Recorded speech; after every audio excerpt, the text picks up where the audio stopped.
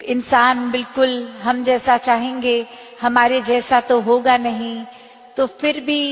ये इंसान जो है बहुत ही प्यारा है, क्योंकि इसमें भी परमात्मा है और हर एक में बहुत कुछ है सीखने के लिए। तो ऐसे ही हर किसी से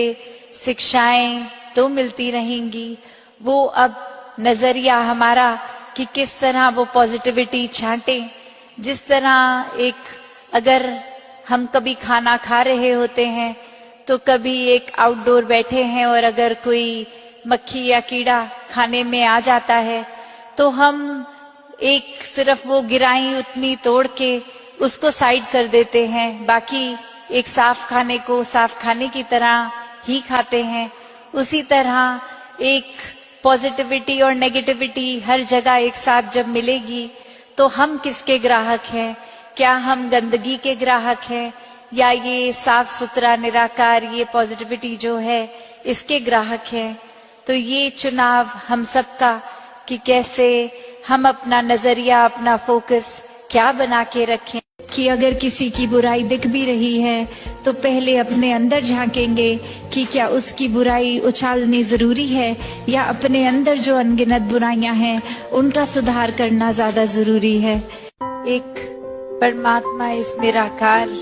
के प्रति समर्पित होके अपने जीवन को जीना है और वही शिक्षा बाबा हरदीप सिंह जी महाराज ने जीते जी यही हर एक को अपने जीवन को इस तरह जी के दिखाया कि ये पूरी मानवता को समर्पित जीवन हो जाता है जब वाक्य में ही प्रेमा भक्ति हो, इस निराकार से मन का नाता हो।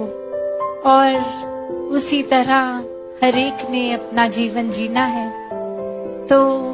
बात वही जो बार बार हम सुन भी रहे हैं और ये जीवन में बाबा जी के सभी ने देखा भी कि ये जो प्यार का प्रेम का एक जिक्र, वो सिर्फ जिक्र ही नहीं, एक पूर्ण प्यार का भाव कि ये समर्पण और प्यार, ये जो दो कीवर्ड्स हम आज बार बार सुन रहे हैं, तो वही है भाव कि समर्पण भी तो बिना प्यार के नहीं किया जा सकता और प्यार में समर्पण जब तक है तभी वो प्यार प्यार है, वरना तो फिर कोई ना कोई मतलब कुछ खुदगर्जियां जुड़ जाती हैं और नाम चाहे प्यार का लेते हैं पर कोई ना कोई अपना हमारा छुपा हुआ मकसद एक इंसान एक को नूर है सबके अंदर, नर हो चाहे नारी है। सर हम इतने छोटे छोटे संगीन सोच में उलझ जाते हैं कि हमें बस यही लगता है कि दूसरे का पॉइंट ऑफ व्यू सुनना भी नहीं है या जो हमारा सोचने का नजरिया है वही ठीक है, दूसरे का ठीक नहीं है, जबकि हर कोई अपनी अपनी जगह बिल्कुल ठीक होता है। बहुत जल्दी जज कर लेते हैं किसी को, हम ये धारणा बना लेते हैं कि अगला इंसान ऐसा ही होगा, यही एक उसमें बुराइयां होंगी। तो फिर वही बात कि जाति ना पूछो साथ की, पूछ लीजिए ज्ञान, मोल करो तलवार का, पड़ी रहन दो म्यान। परमात्मा का आधार लेने के बाद सब संभव हो जाता है और फिर ना अंधविश्वास जीवन में कोई रहता है, ना भरम भुलेखे रहते हैं, सिर्फ ये सच्चाई रहती है कि ये परमात्मा ही एक सत्य है जो हमेशा से सच था, हमेशा सच रहेगा, अभी भी सच है। तो फिर इस परमात्मा पे जब रुकेंगे,